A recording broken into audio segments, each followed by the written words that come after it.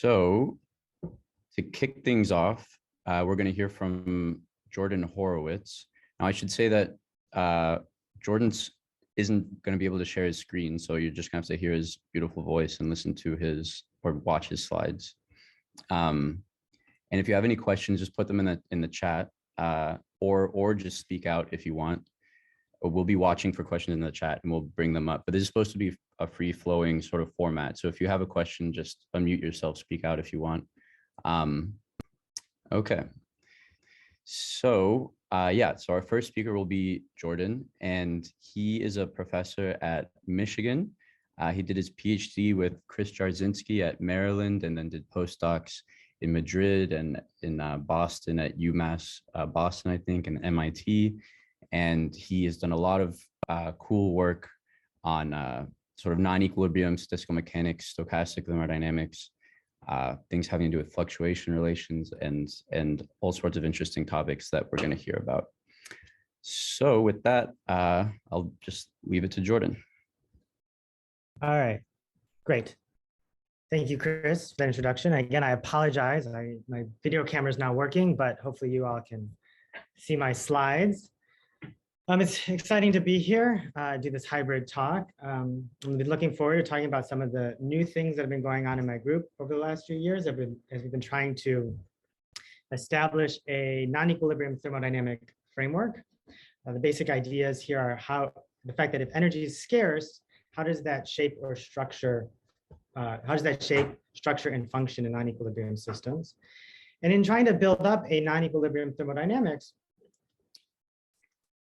it's good to take a step back and think about what is equilibrium thermodynamics, what kind of predictions does it make, so we can get an idea of what we can expect from a non-equilibrium thermodynamics. So here we kind of have a classic example from introductory equilibrium thermodynamics, a heat engine. We have a cyclically operating device that's operating between two temperature reservoirs, a cold temperature and a hot temperature. And one of the basic predictions of thermodynamics is that the efficiency, what you get out for what you put in, is universally bounded by the Carnot efficiency, 1 minus the ratio of cold to hot temperatures. So the first thing this is a universal energy constraint, right? It tells you the best you can do, no matter how I build my heat engine, no matter what my working substance is, this is the ultimate limit of what is possible. But more than that, if we study the conditions for equality, we get to an eye at kind of optimal engine design. What are the design principles of building the best engine? So we can learn about what are the best mechanisms to make the best efficiency. And here we know from the second law of thermodynamics that optimal heat engines are adiabatically slow. They should be very, very slow, right? But of course, we know nature is out of equilibrium, and we like to be able to ask the same kind of questions, right? If I have energy as a resource, how much energy does it take to make patterns? How much energy does it take to shape the material properties of non-equilibrium matter, to process information, to replicate, to transport, right? And so one of the basic questions we want to get out of a non-equilibrium thermodynamics are what are the fundamental energetic limitations? What's the best you can do when energy is scarce? If we can get a handle on that, we can start to ask questions about how to rectify energy to do something useful. And kind of looking farther into the future with these active matter ideas, how can we use energy to kind of manipulate or shape the material properties of non-equilibrium matter, right? So in this kind of vein, my group has been working on a number of projects. We've been looking at what are the energetic limitations to increasing the sensitivity or responsiveness of your system and to suppressing fluctuations.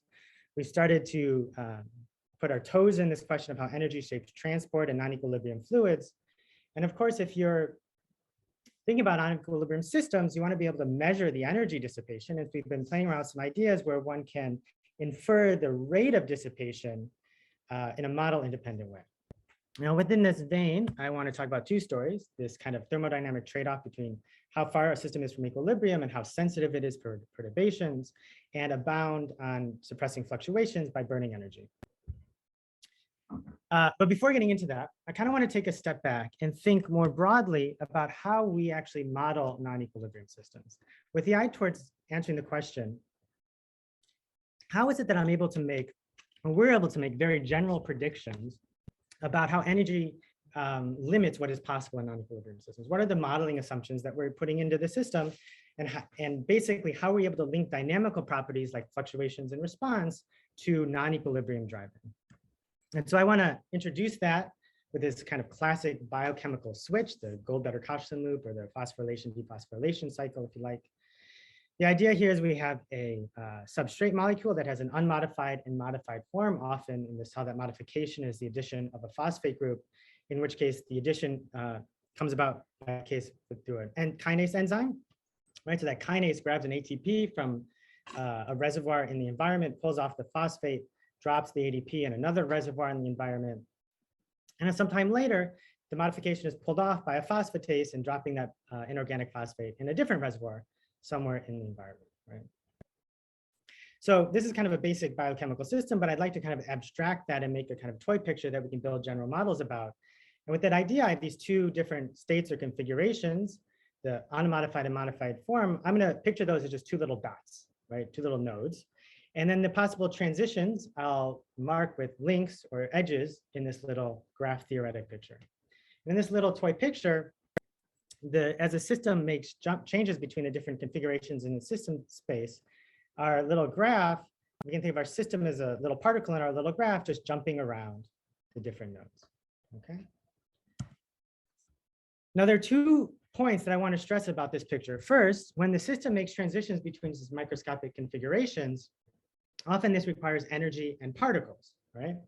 And these energy and particles have to come from somewhere. Here they come from the environment, right? So in our example of the biochemical switch, we need a phosphate group from the environment that comes from an ATP reservoir that supplies the energy and particles, right? When we dump the phosphate group off the modified substrate, it gets dumped into some reservoir as a sink of that extra particle that we needed.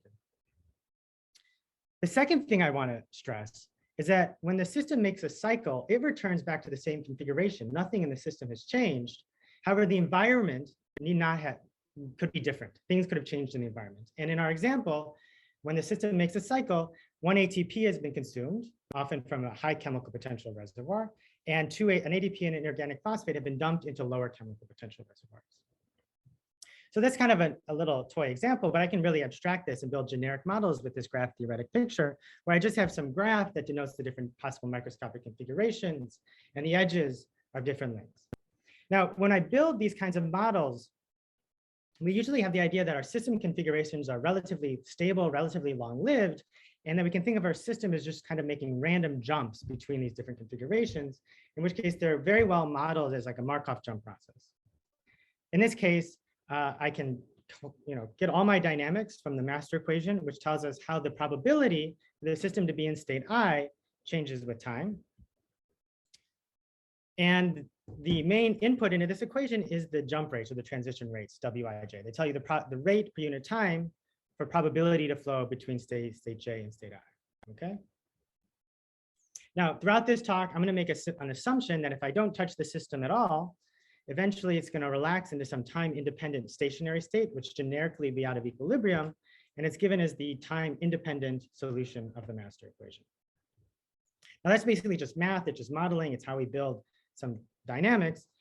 All the biophysics and biochemistry actually go into how we choose those rates. Everything we know about modeling and the physical system that we're interested in goes into choosing those rates. So the question is, what kind of assumptions we have to put on those rates if we want to incorporate this idea that our system is actually in an environment composed of thermodynamic reservoirs?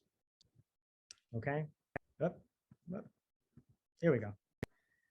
So the key point to note is that when the system goes around a cycle, like I said before, energy and particles have moved between reservoirs in the environment, and they often go from, and those reservoirs, even though they're each individually in equilibrium, need not be in equilibrium with each other. Right. So in our example of the phosphorylation dephosphorylation cycle, the ATP is usually at a high chemical potential. The phosphate and ADP are at low chemical potentials. And so as the system goes around a cycle transporting ATP to ADP, it's going to want to do that in a kind of biased fashion, moving things from high chemical potential to low chemical potential. That's going to break time reversal symmetry. It's going to cause a bias in our dynamics, and it's going to cause the system to preferentially want to go around cycles in one way versus the other way. And I can quantify that mathematically, that bias to going around the cycles, by looking at a number I'll call the thermodynamic force, which is the log of the ratio of the product of rates going around the cycle in one direction versus going around the cycle in the other direction. Right? So the more bias there's in one direction, the bigger these thermodynamic forces are. Now, this may feel like a mathematical statement, a mathematical thing I've just introduced, because it kind of quantifies this idea. However, when you build actual models informed by biophysics and biochemistry, you find that these thermodynamic forces are in fact the things that we're used to from equilibrium physics. They're differences in temperatures, the differences in chemical potential, they're non-conservative forces. These are things that our experimentalist friends can control in the lab, right? They can go in and tune macroscopic dials, change temperatures, change chemical potentials, and they can vary these quantities to push the system farther or closer to equilibrium depending on the situation, as measured by these thermodynamic forces. More than that, I've actually given you this dynamics thermodynamics link, right? I've given you a connection between a thermodynamic property, the non-equilibrium driving, and the dynamics in the form of the transition rates. So what that means is when I solve the master equation and go and calculate something that I'm interested in, something kinetic or dynamic like fluctuations or sensitivity, anytime I see this combination of rates, I can relate that to the thermodynamic force and the degree of non-equilibriumness, right? Which means that I can make generic statements between how far the system is from equilibrium and some dynamic quantity that I'm interested in. And this basic connection is going to be in the background of everything that I'm going to tell you about today. And it's going to allow me to make the kind of statements that I'm going to do throughout the talk. So I want to apply that idea to this recent result, or I guess 5-6 years now, about a bound on the fluctuations due to energy consumption, how you can use energy to suppress fluctuations in non-equilibrium steady states. So the kind of motivation here is that if I put energy into a system, I should be able to make fluctuations go down. I should be able to suppress fluctuations and somehow make the system more precise, if you will. And a great example where precision is important is in the case of biochemical clocks or molecular scale clocks. So I've got here pictured on the left a classic example of a molecular clock, the Chi-ABC system, which is found in cyanobacteria. It helps keep time for the bacteria. It's a very complicated system, actually, and it's well studied. There are many interesting properties. I'm going to take a very simplified picture of what's going on here for our purposes. And for our purposes, we can just think of this as a molecule or a protein that goes through a series of conformational changes.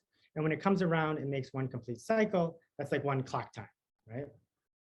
Now it's a molecular scale system. There are fluctuations. It's noisy. So I could watch the system, and every time it makes a complete cycle, on my plot here on the right, I could put the point at the time at which the cycle is completed, right? Now it's a noisy system. So the time spacing between those dots is going to be random. It's going to fluctuate, right? But one might imagine that if I put energy in the system, I can make this more precise. And this is a non-equilibrium steady state. This system is burning energy. Here, the energy cost or the heat dissipation is given by the rate at which ATP is consumed times the thermodynamic force here, the difference in chemical potential, say between the ATP and the ADP. Now, so you might imagine if I pump energy in the system, I can actually make things more precise. I can make the spacing between these dots more even, as shown in the bottom picture. And the idea is, can we quantify how precise you can make it? Is there a fundamental trade-off between how much energy dissipation there is in the system and how precise these fluctuations are, right? And so one way one could quantify that is by looking at the statistics of the time between jumps. That's an approach many people have used successfully. I'm going to do something else, essentially for historical reasons. And what I'm going to do is I'm going to fix the observation time, and I'm going to count the number of events in a fixed observation time. Right? Now, if the spacing between dots is relatively even, then one would expect that the number of observations in a fixed observation time don't fluctuate very much, at least for long observation times. All right. So how are we going to quantify these fluctuations? So consider the following thought experiment. I'm standing at the top of our little cycle. I've got a counter in my hand. And every time I see this molecule make a cycle in the clockwise direction, I add one to the counter. Every time I see it go in the counterclockwise direction, I subtract one from the counter. And then I look at my counter and I plot the value of my counter as a function of time, right? It's a stochastic thing. It's going to go up, it's going to go down, but there's a net drift to go around the cycle in a preferred direction, so it'll kind of tend to go up. And after some fixed observation time t, I'll have some number on my counter, I'll symbolize J sub t, which is the integrated current, right? So these rotations are just an example of any kind of current, any kind of flow or flux in your system. And everything I'm going to tell you can apply to anything that's flowing in your system. So the distance the molecular motor travels, the number of electrons through a resistor, the number of ions through an ion channel, this will all be true for those things. Now, as I said, this is a molecular scale system and there are noisy fluctuations. So if I were to repeat this experiment, each time I get a slightly different time trace, right? Despite each time trace being different, there is a net drift up and to the right. And I can characterize that typical behavior with an average that I'll call J bar. And the question becomes, how do we quantify the fluctuations about the mean, right? And so one way we could do that is we can imagine making a vertical slice through our plot at a collection of times. And in each time slice, we look at all the values of the integrated current and histogram those values to get an estimate of the probability distribution, right? So early on, at say the blue time, there hasn't been a lot of time for current to develop. So the distribution is shifted to the left. There hasn't been a lot of time for fluctuations to develop. So the distribution is pretty skinny. As time progresses, going from blue to orange to green, more integrated current can grow. So the distribution shifts to the right. Furthermore, there's more time for the current fluctuations to grow, for the current to diffuse. So the distribution becomes wider. Right? And I can characterize the fluctuations quantitatively by measuring that width with the variance and asking how big is that compared to the mean. And so now it's a fundamental result that the relative uncertainty in the fluctuations is quantified by the ratio of the variance to the mean squared of the current is universally bounded by 2 over the observation time times the heat dissipation or energy dissipation or entropy production in the non-equilibrium steady state sustaining the fluctuations. So this result was originally put forward by Andre Barato and Udo Seifert. Andre's now at Houston, Udo's in Stuttgart. Based on numerical studies and model studies, our contribution here was to show that this is generically true for any system that can be modeled with one of those kinetic models that I was describing at the beginning of the talk. The way I like to think about this is kind of like the Heisenberg uncertainty relation. If I'm willing to accept a lot of fluctuations, I don't need to burn much energy. But if I want to bring those fluctuations down, at some point I have to start pumping energy into the system. There's a trade-off. I have a proof for this, so I can tell you the conditions for equality. Equality occurs when the fluctuations in the current are Gaussian, which happens near equilibrium. Moreover, I told you this is true for any flux or flow in your system. It could be the electrical current or rotations. One current I could look at in particular is the heat dissipation itself. I could study the fluctuations of heat itself. And of all currents, the heat fluctuations are the smallest. They have the tightest bound for the given amount of heat dissipation. Can you say why it is that the Gaussian fluctuations are the ones that give the flow? We're going to do the thing. Why is it? The question is, why are Gaussian fluctuations the one that give the equality?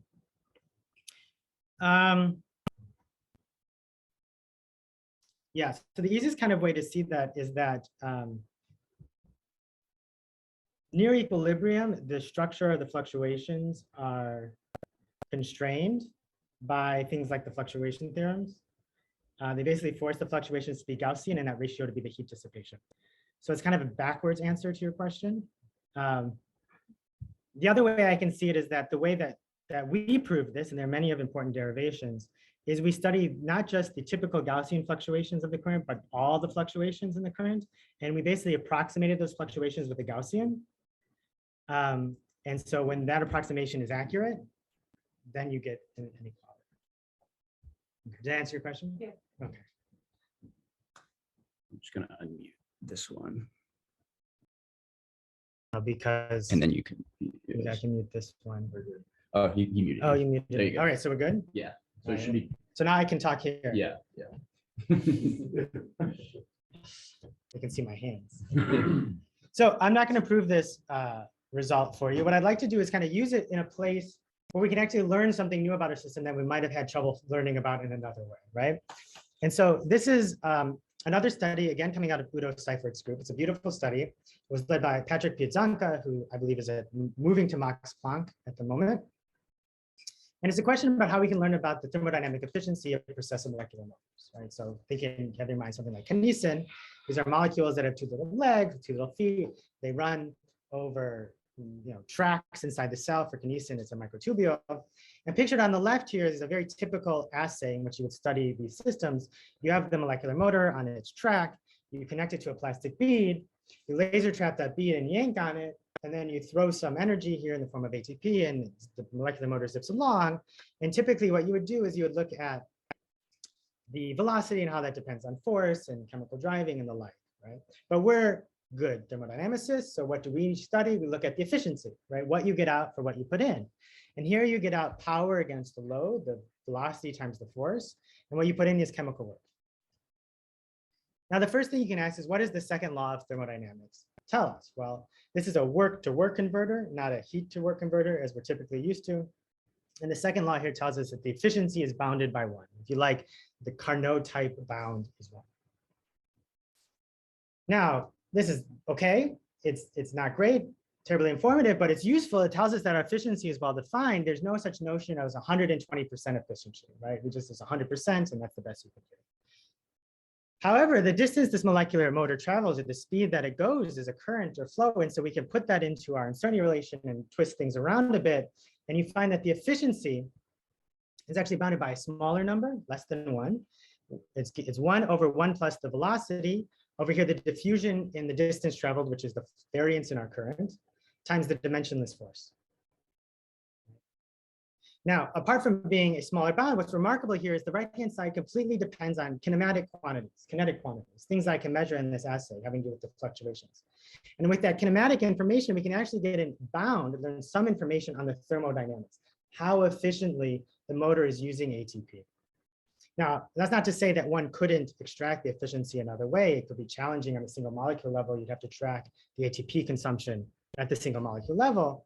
And there are experimental techniques that in principle could do this. But this gives us another way to handle this using actually classic data. And Udo, in a nice follow-up paper, actually did this, took data from the literature and calculated this inequality. And depending on load and ATP concentration, you get a limit on the efficiency ranging from 15 to 85% is what's possible. It depends on the setup. So that's one example where we actually learn a little bit about a thermodynamic property of a system that might be harder to get another way.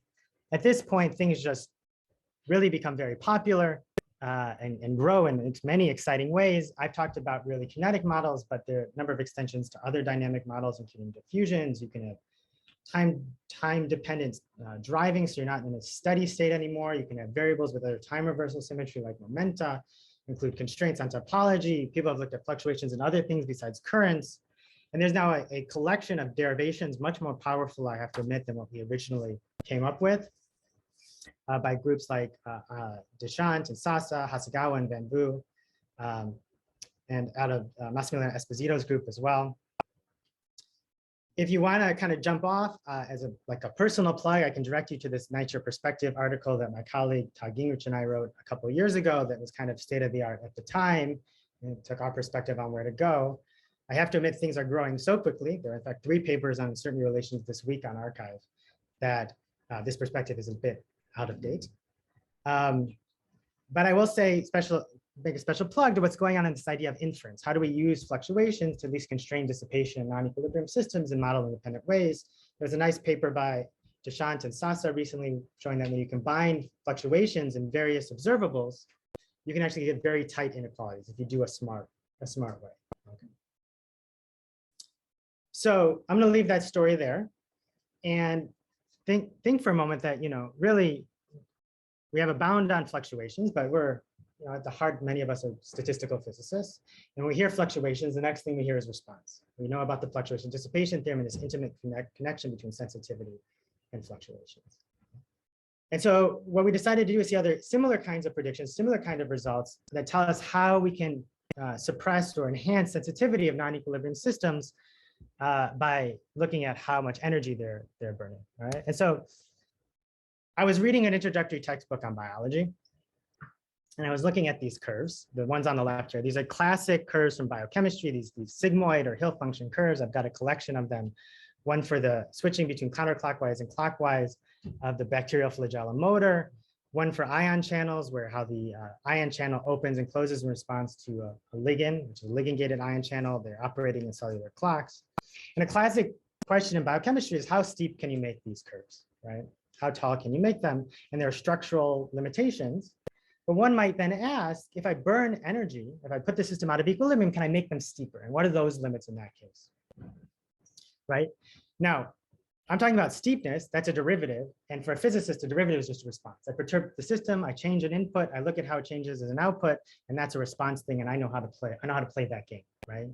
And more than that, response also plays an active role in hydrodynamics and fluids, where material properties are related to how system responds to perturbations. And so one can start to ask questions about how are material properties shaped when the systems are burning energy, for example, in active fluids, or this beautiful picture of living crystals, which is actually, these are embryos, a crystal made out of embryos coming out of Mukta Fakhri's lab at MIT. So response, so before getting into that question, I really want to take a step back and say, as a physicist, what do we know about response? So response is just a basic physical characteristic. It's a basic way in which we quantify the phenomenology of a system. And we're actually really familiar with this, even if we're not used to the big field.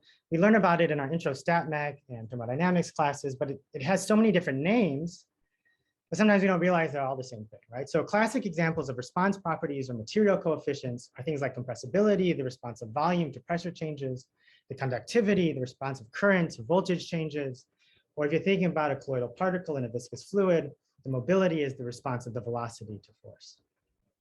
Now, for these equilibrium and near equilibrium systems, we have a very well developed framework in the form of linear response theory.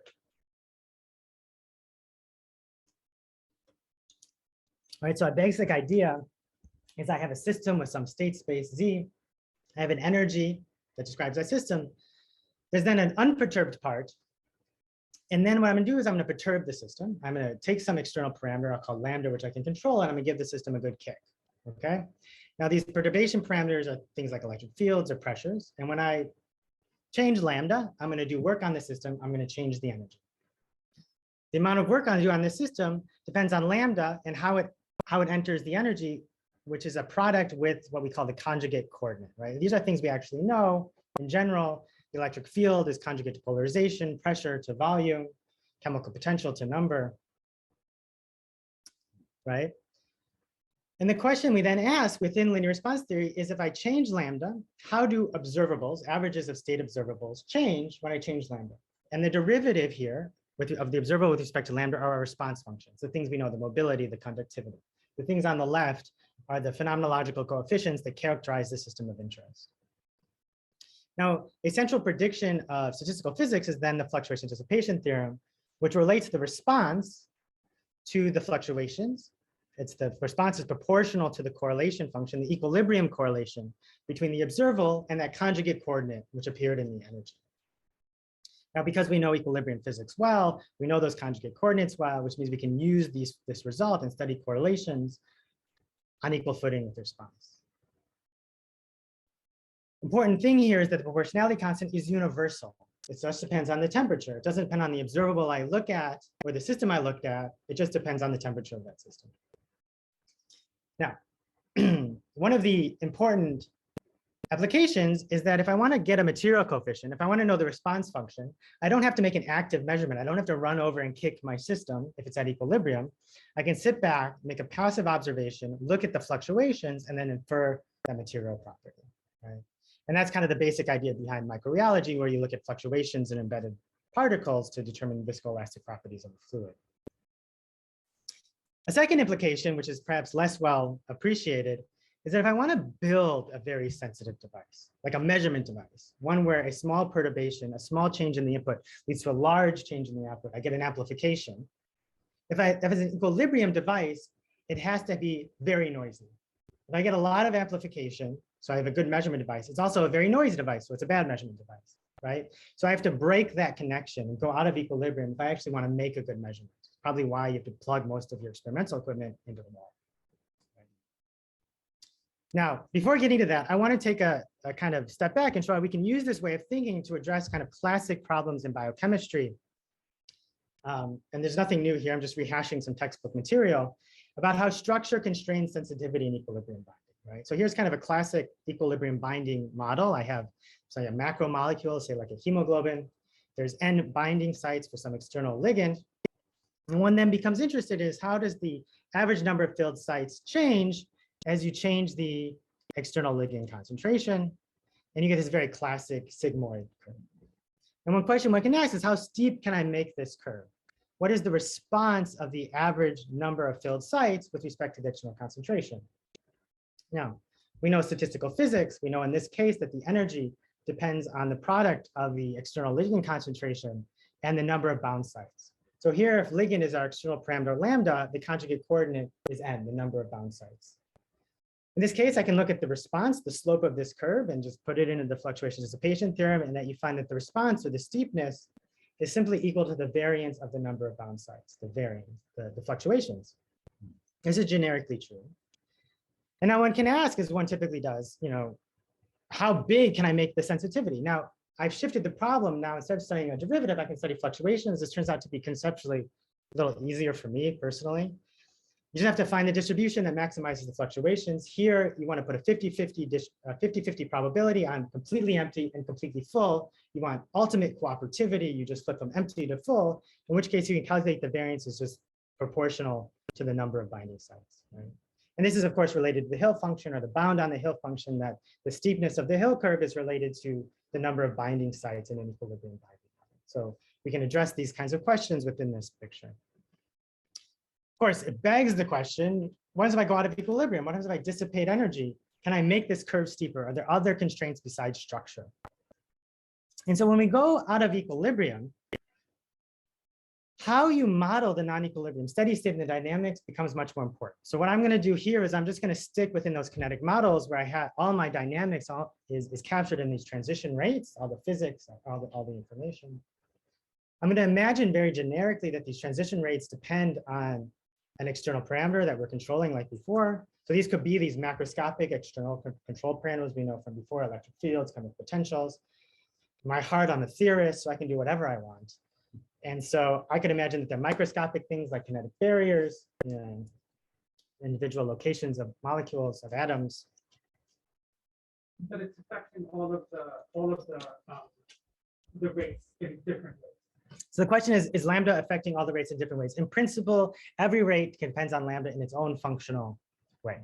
The question, actually, what I'm going to ask is this particular question is if they affect them in certain ways, can I say something interesting? But in general, yes, in general ways.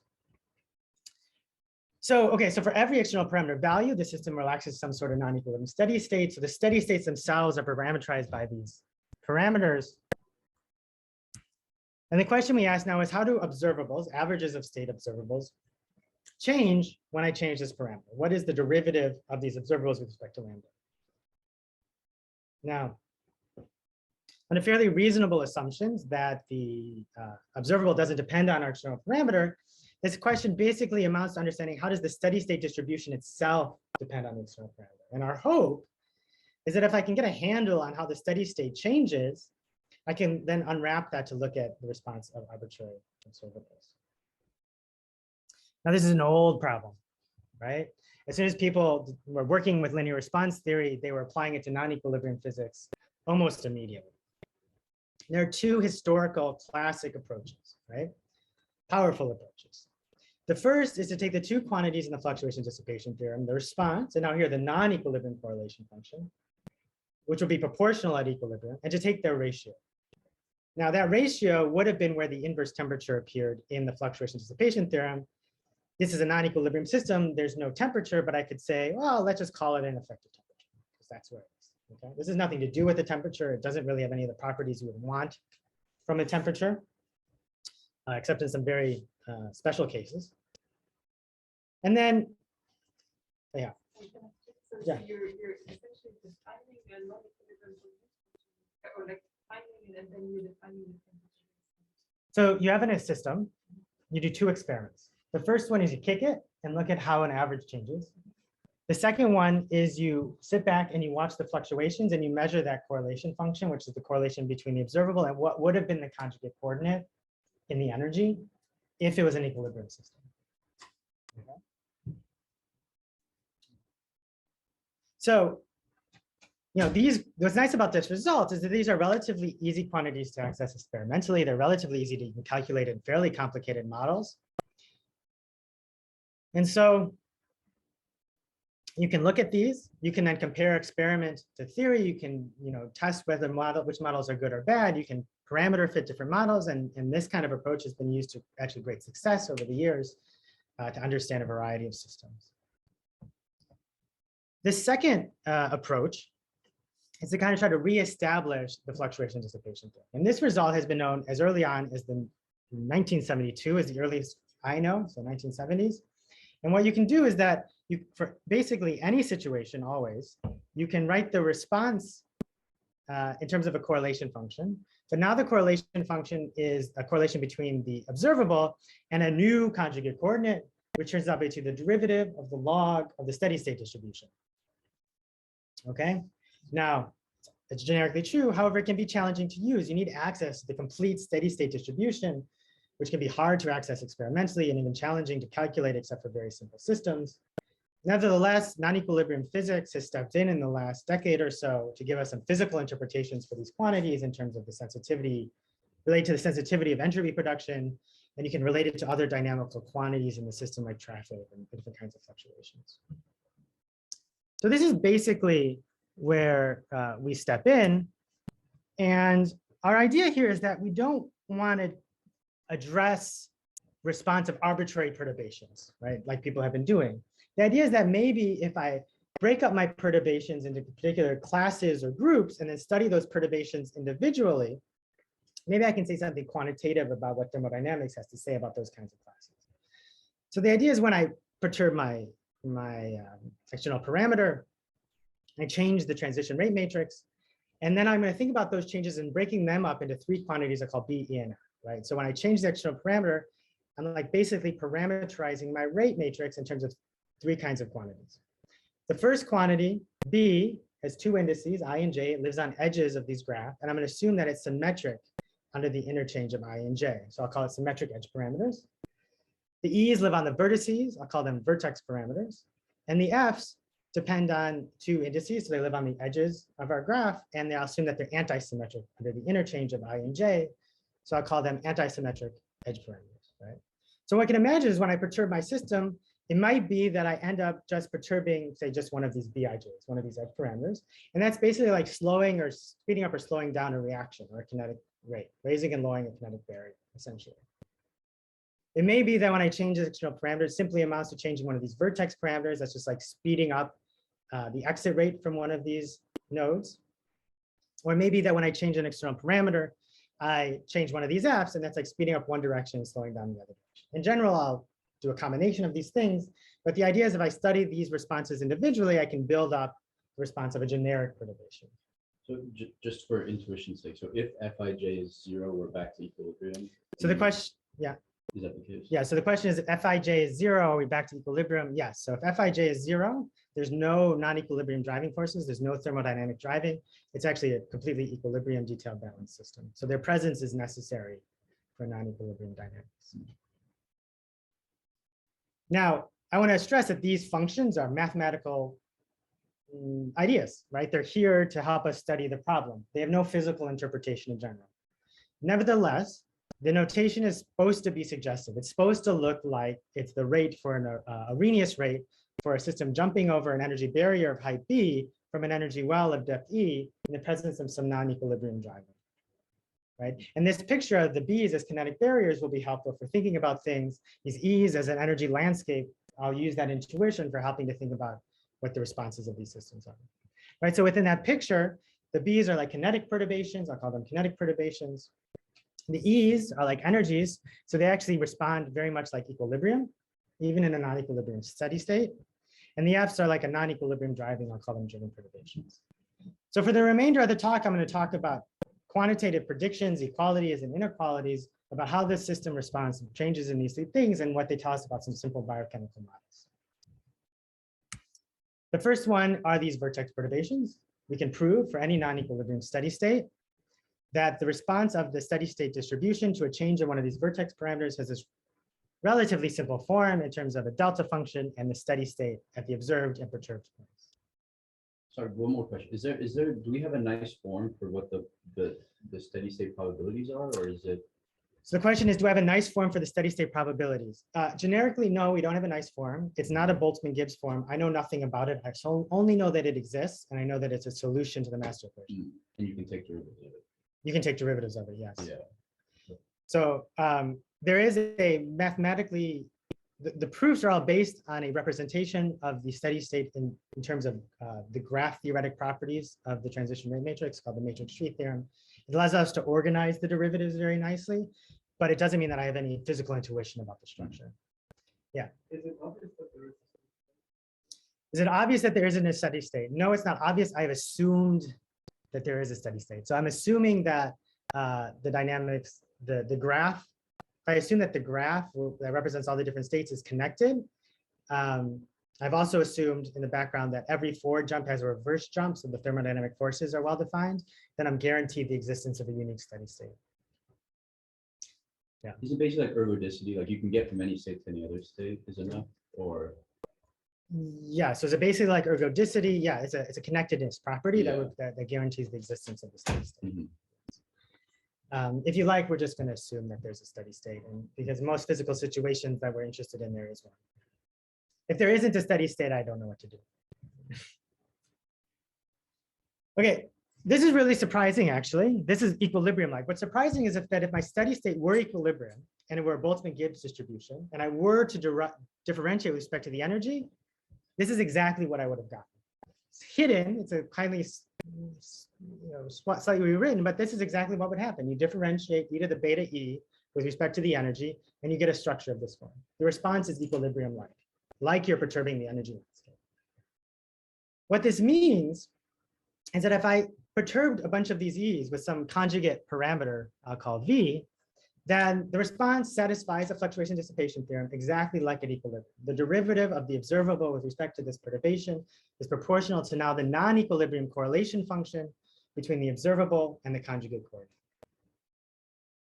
So there's a whole class of perturbations that respond exactly like if you're in equilibrium, no matter how far you are from equilibrium. The flip side of this is that if you do an experiment and you verify the fluctuation dissipation theorem, you can't conclude your system's at equilibrium. There are perturbations that are equilibrium-like.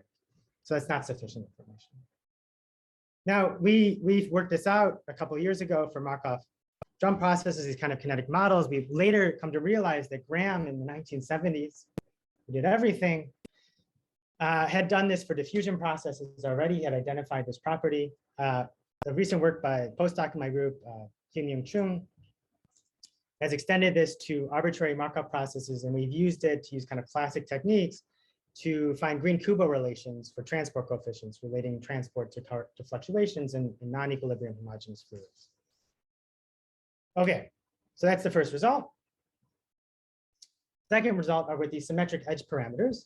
Remember, these are like raising and lowering kinetic barriers. So if I were at equilibrium and I just raised or lowered a kinetic barrier, I just sped up a reaction in both directions, I could get no response. Steady states don't depend on the kinetics at equilibrium. So to get a response, I have to go out of equilibrium.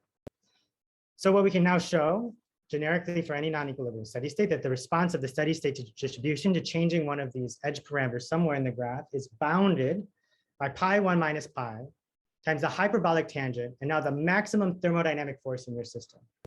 How big the thermodynamic driving is in your system, how far from equilibrium you are in a very real sense.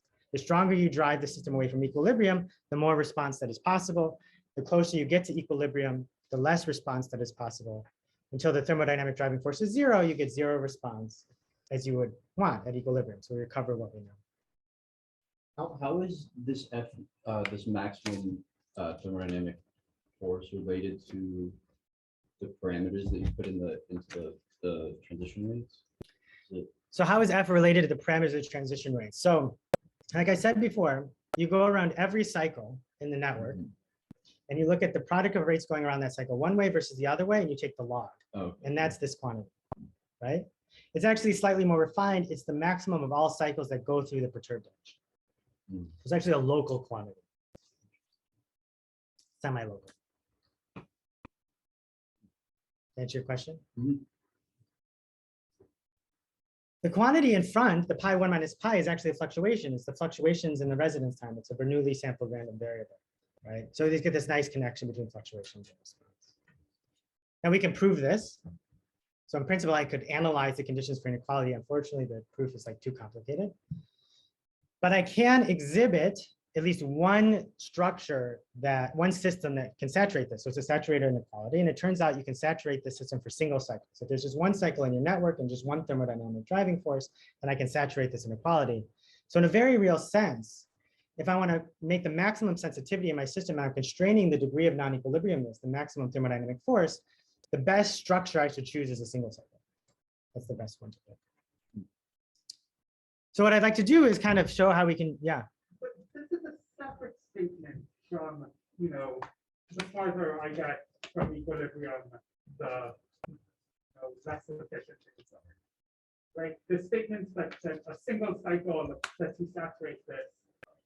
Also, more than one cycle drives you farther from equilibrium. Or no, that's not the argument. So is having more than one cycle drives you farther from equilibrium is having more than one cycle necessarily farther from equilibrium? That's the core of your question. Okay. I would say no. Okay. I would say this force is the quantity that determines how far from equilibrium you are. Okay. If it's 0, you're at equilibrium. If it's small, so that currents are proportional to forces, you're linearly displaced from equilibrium in the classical sense. If it's large, so that then you're very far from equilibrium. Okay. Yeah. But I'm willing to debate that. You know? No. The how far from equilibrium question is like an open debate. But this is my definition for the purposes of this talk. So I want to take this and apply this as classic biochemical switch and say we can rationalize like well-known things, right? So remember we have our phosphorylation, dephosphorylation cycle. We have our substrate that's unmodified and modified. And what one would typically look at is you would vary the kinase concentration and you would study how does the probability of being modified, how does the probability shift from being unmodified to being modified? And you get this very classic sigmoid function. And now I start tuning up the chemical potential difference between ATP and ADP, and you can make this curve steeper, right? And so we can apply our inequality here to tell you how steep this curve can be. We can show that it's always bounded by tangent of the chemical potential difference over 4kT. Now, that these systems need energy is well known. Goldbetter and Koshland knew this right away. They published a paper on it in a couple of years, and this idea has been studied in a variety of other models. What we have here is a general energetic constraint. This is generically true. We kind of rationalize it from that perspective. Because we have this kind of general approach, means we can ask kind of simply general questions. And you may say, well, instead of just having this kind of dimensionless kinase, that just adds an phosphate group, what if I made like a more complicated enzyme, have a bunch of internal states and loops and all kinds of crazy things, right? As long as when you make around a cycle, the substrate is modified once and demodified once, and only one ATP is consumed in a cycle, then this is the best you can do. No matter what kind of crazy enzymology you can think of, no matter how many internal states, the response is still bounded by the tangent of delta mu over 4k2. So in a real sense, if delta mu is the constraining thing, then the best kind of enzyme you should pick is one that is the simplest. This will be the most sensitive. If that's your optimization goal, if that's what you think is important. Now, for the experts in the audience, you may ask, why do I not see ultrasensitivity? Why is that the response bounded by 1? I should see a response bounded by infinity. Well, I'm actually in a weird limit here. I'm assuming that I have a single substrate molecule and an abundance of enzymes. Ultrasensitivity actually occurs in the other limit where the substrate is in abundance and the limiting thing is the enzyme. This is a somewhat more complicated problem and one we're actively developing the framework to include, but I can't say anything smart about it at the moment. So one interesting application. Oh, can you ask the question? Is there any relationship between the driving force Fmax and the distance between the non-equilibrium states and distributions? Is there any relationship between Fmax and the distance between the equilibrium and non-equilibrium distributions? Well, you'd have to tell me how you measure distance, but my guess is for some distance measures, that's probably true. So if you were I've never explored it, but if you say we're to measure distance as the relative entropy between the non-equilibrium distribution and equilibrium distribution, there would be probably a monotonic relationship, but I'm not 100% sure. Probably something. I have another question just that I should have asked before about, so when you wrote down your transition rates in this form, the exponential and the three sort of different kinds of parameters, you presented it as an assumption, but are there examples of like transition rates you couldn't write that way, or couldn't you always just take the log of the transition rates that you gave me and then treat things a certain way? So the question is, my parameterization of the transition rates into the B's, E's, and F parameters, is that generic or only a special case? It's generic. Given any transition rate, I can rewrite it that way. And it's just a matter of taking logs. Yeah. So it's not an assumption. It's not an assumption. It's just a convenient, it's just a convenient rewriting for the sake of doing some calculations. And is this related in any way to local detail balance or something? I hear that thrown around and I don't. So the parameterization is not in any way related to local detail balance, beyond the extent that the F parameters in this parameterization are responsible for breaking detail balance. Mm-hmm. The assumption of local detail balance is equivalent to what I said at the beginning of the talk, that these thermodynamic forces are related to the flows of particles from different reservoirs at different intensive parameters. That was the assumption. Okay. Also, is pi is not, it can be just a steady state non-equilibrium distribution. It doesn't have to have an equilibrium analog at all. It doesn't have to have an equilibrium analog. So does pi completely non-equilibrium, or does it have an equilibrium analog? It's a generically a non-equilibrium state, but my assumption in the modeling is that when the thermodynamic force, as I defined it, goes to zero, then it's equivalent to an equilibrium state. In most cases it is, in which case I can actually write it in a Boltzmann-Gibbs form, and it's the minus beta of the energy. Right? So generically, I'm kind of on a dial of equilibrium to non-equilibrium. My tuning knob is the force. Right? The more I drive the force, the farther from equilibrium, the more heat dissipation there is, the more entropy production. So in equilibrium, in addition to there's the fluctuation relations, I guess I don't know if I should think of it as a corollary because correlations are symmetric, but I also have the Onsager reciprocity. Yes. Presumably a non-equilibrium steady state I won't have that. So in the non-equilibrium steady state, do I still have Onsager reciprocity? I would say no. So can you, I mean, you're computing response functions, right? Yeah. Okay. So can I see the breaking of Onsager reciprocity? It's a much harder question than you might think it is. Depends how you define Onsager coefficients out of equilibrium. There are two ways you could do it. We're looking at cross response, so an observable and a derivative, and then a different observable and a different derivative. And in principle, how far from equilibrium should constrain how different those could be, because in equilibrium, they're time symmetric correlation functions. Or you could decide the Onsager coefficients as the correlation functions and ask how different are two correlation functions when you're out of equilibrium and time you've lost time reversal symmetry. And in principle, those should be constrained by the force as well.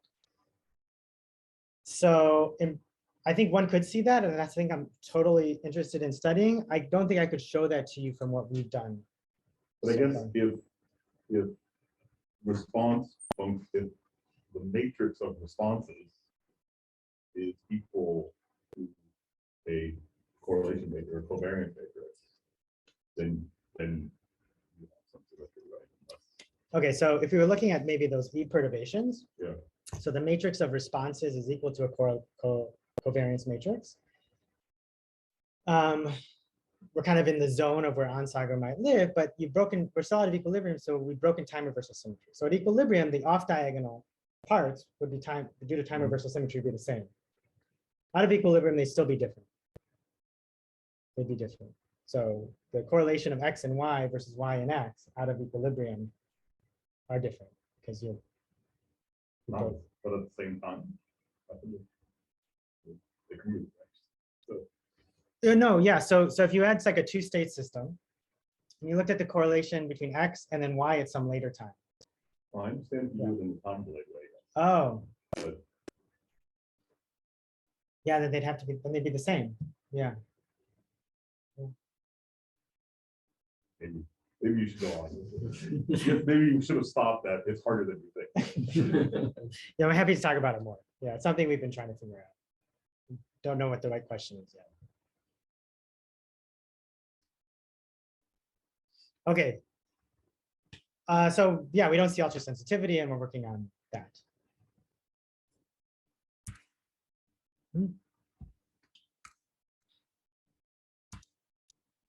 Okay. So interesting thing is this biochemical switch actually plays an integral part in some models of biochemical sensing, where you have a cell and it wants to read the concentration of some molecule, some ligand molecule in the environment. And here's a model that a number of people have studied. I'm taking this from a paper by Peter Reintenwold. The idea is you have a membrane, you have these proteins in the membrane, they're receptors. They bind this ligand molecule in the environment, and when they bind, the receptors become active, and then they play the role of the kinase in our cycle, right? And so when the receptors are active, they start to modify the substrate, and then the more active receptors, the more modified substrate, the more ligand. There's a correlation between the amount of modified substrate and the concentration of the ligands, right? And so the question is, how good of a measurement device is this? How sensitive, how good is your, how accurate is it? And so we can look at the estimation error here, the sensing error. And under a variety of classic assumptions in this model, we can apply our inequality so that the error is bounded by 4 over the number of receptors times tanh of delta mu over 4kt. Okay. So this actually is fairly well known in the sense that this interpolates between 2 results in this Govern and Tenwold paper as you vary delta mu from 0 to infinity. And just shifting between the case where delta mu is the limiting resource or the number of receptors is the limiting resource. So we're able to kind of refine and rationalize known bounds in the biophysical literature. Okay, so that's a kind of how we can think about these kinetic perturbations. We can say things about these driven perturbations, these Fs. All I can really say is they're bounded by a quarter. So there's an ultimate limit. There's a most sensitive you can get if you perturb any rate. And so all of our perturbations are bounded by a quarter, the E's, B's, and F's. And so what I have is kind of this just generic bound that says that if I perturb a rate in the system, I get a quarter. What this means is that if I want to get a big perturbation, I want something really sensitive, I have to perturb a lot of kinetic rates. I need a big system generically. And so the question then becomes, are there other constraints to the system, or is it just the number of rates that you perturb? Is there any structural or topological property that would be interested in? If we even just throw away the thermodynamics, is there some relationship between how we perturb the rates that's going to limit what's possible? Okay.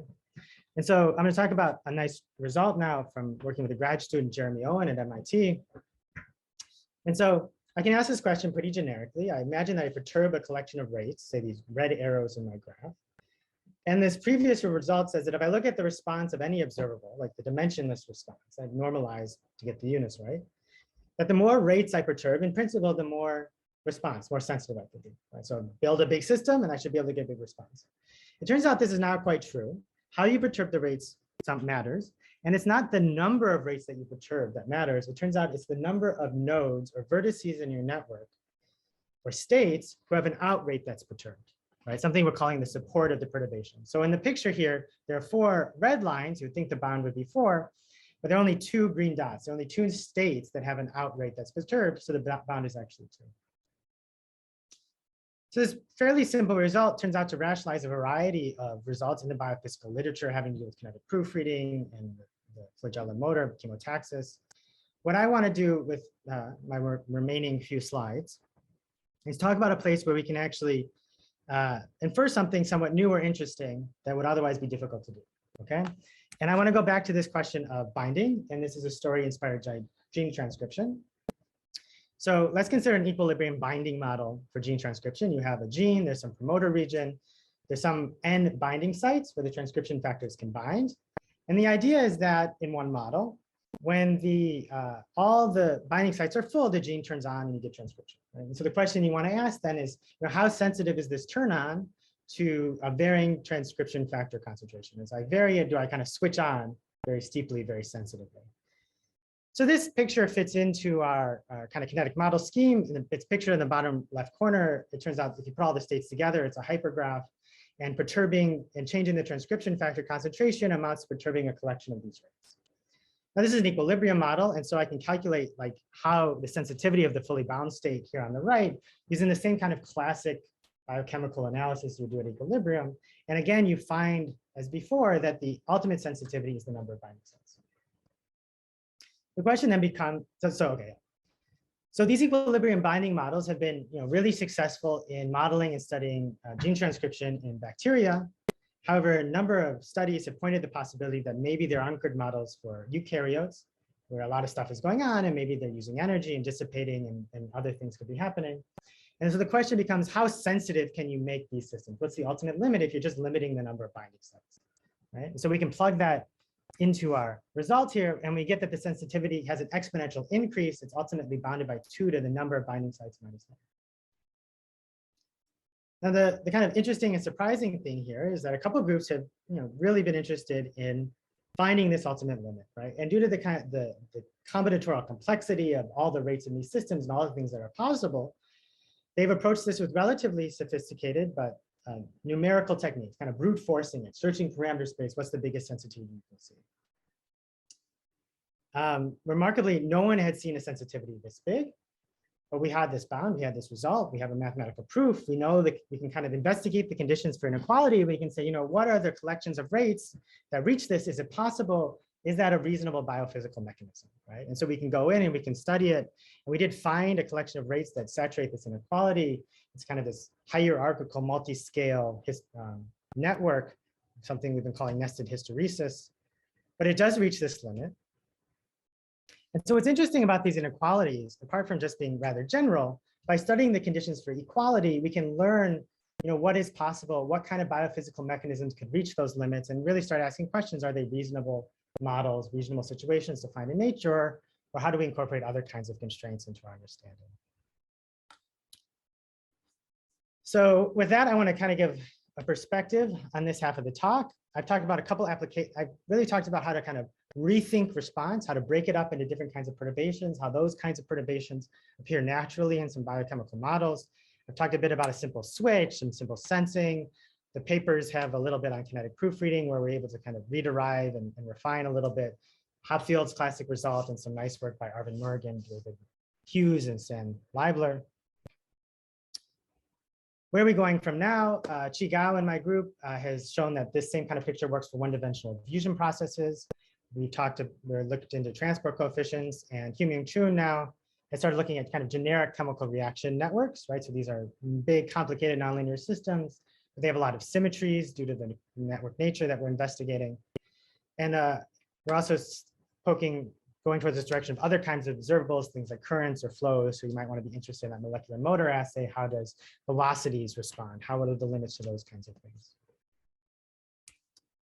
So to summarize the whole talk, energy constraints with some structure and function. I've talked about 2 quantitative fundamental relations. Increasing sensitivity costs energy, suppressing current costs energy too, and we can quantify that in a very real way. I want to acknowledge a number of people that I've worked with over the years. A lot of the work on the uncertainty relation has been with my close friend and collaborator, Tom Gingrich, who's now at Northwestern Chemistry. The stuff on response started with Jeremy Owen while I was at MIT. And now this work's being carried on in the group with Chi Gao and Hyung-Myung Chun, looking at response and this kind of sensitivity picture and thermodynamic balance in a variety of systems and dynamics. So thanks very much.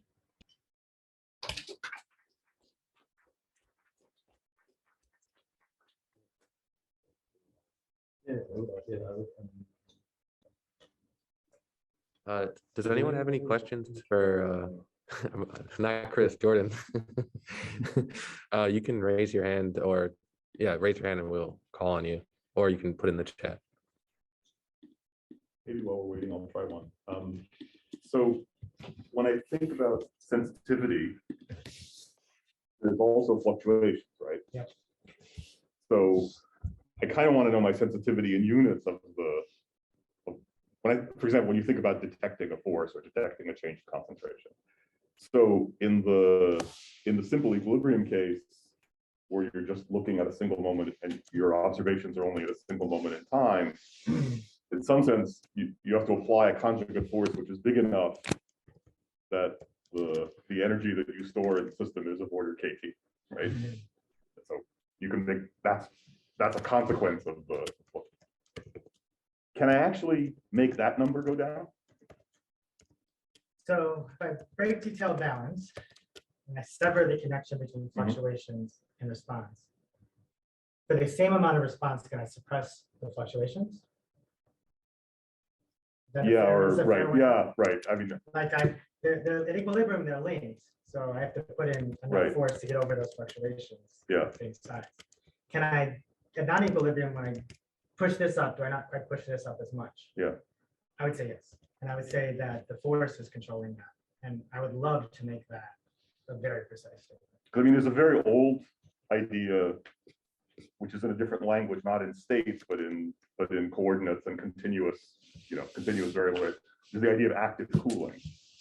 So if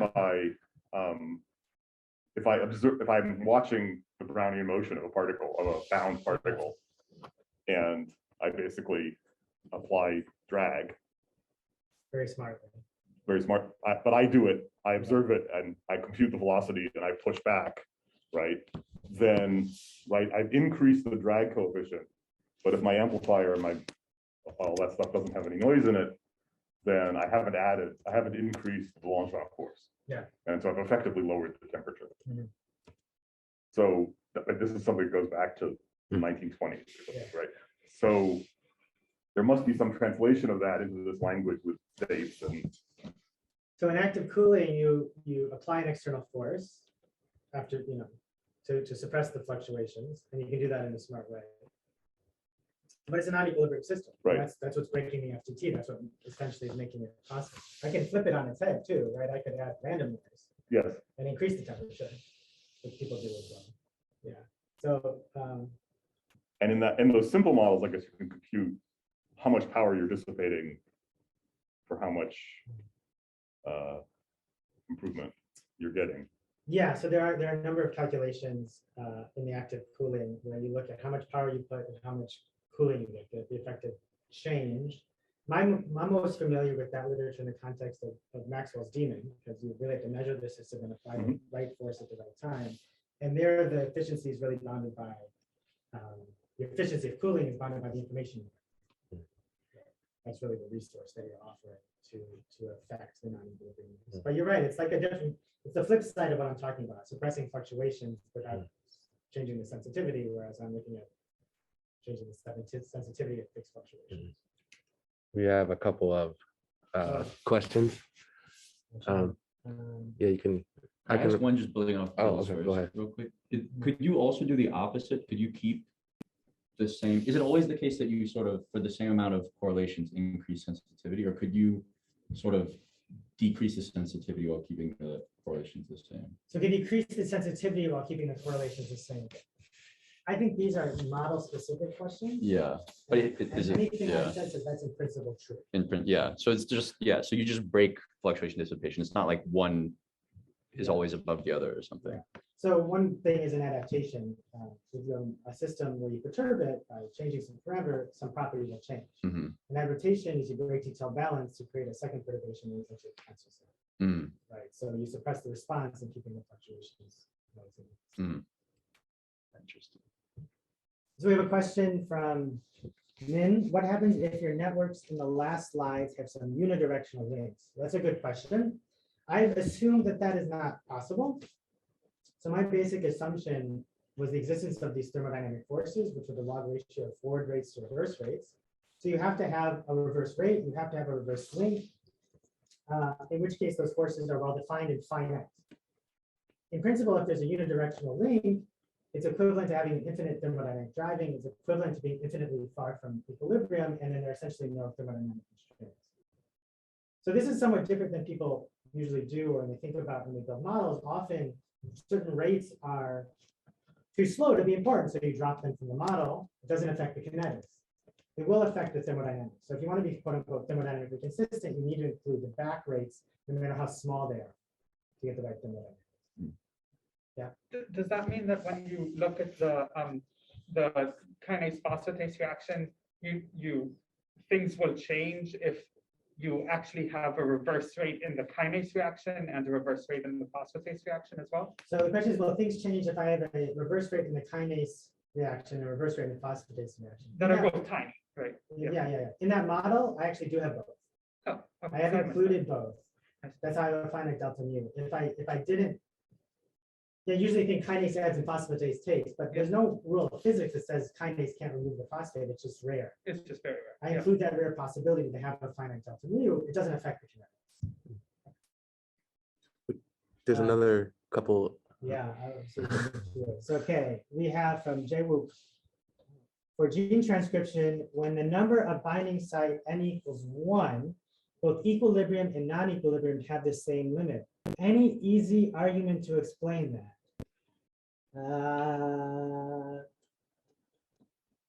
No. I hadn't caught that. Off the cuff, probably has something to do with the lack of cooperativity in the model.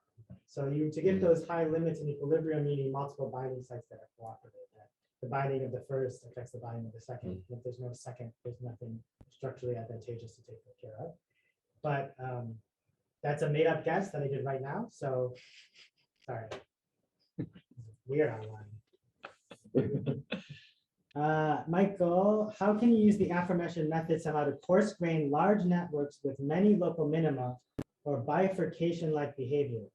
Hence, systems that caught in traps or have long-range time-dependent statistics.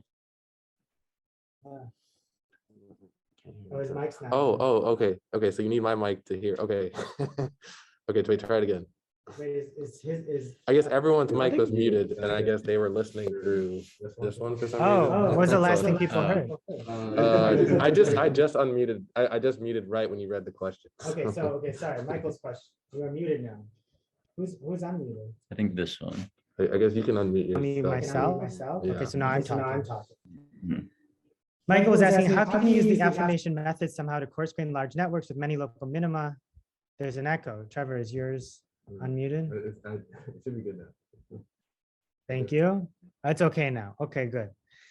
Michael was asking, can you use the affirmation method somehow to coarse grain large networks with local minima or bifurcation-like behavior, hence systems that caught in traps or have long-range time-dependent statistics? So as I was saying, I was a little confused about what methods you mean. I'm assuming that this kind of kinetic model description is already a coarse graining where they're kind of within these local configurations, any other degrees of freedoms are kind of equilibrated.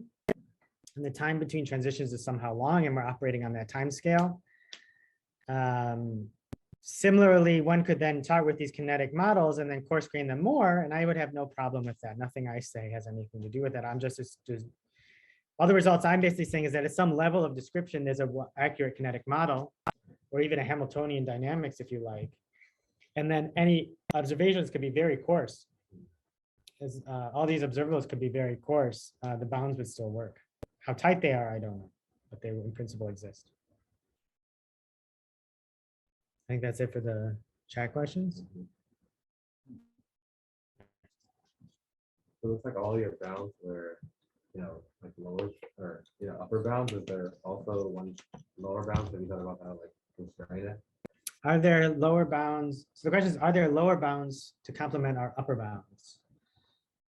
There TUR, I'm not aware of any, but that might be just because I haven't kept up with all the literature. We bounded absolute values for the response.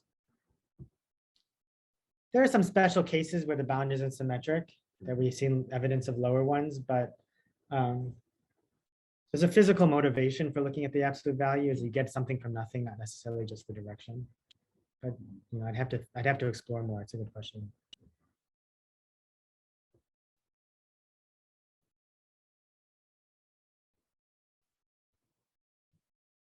Any last questions?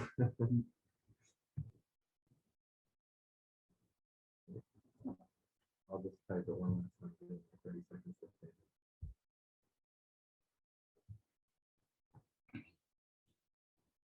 Okay. Okay. Well I guess said. that's it, yeah. Well, thank everyone who attended virtually. Yeah. Thank you guys. That's what you want on the back. Yeah, so should we clap one more time for Jordan?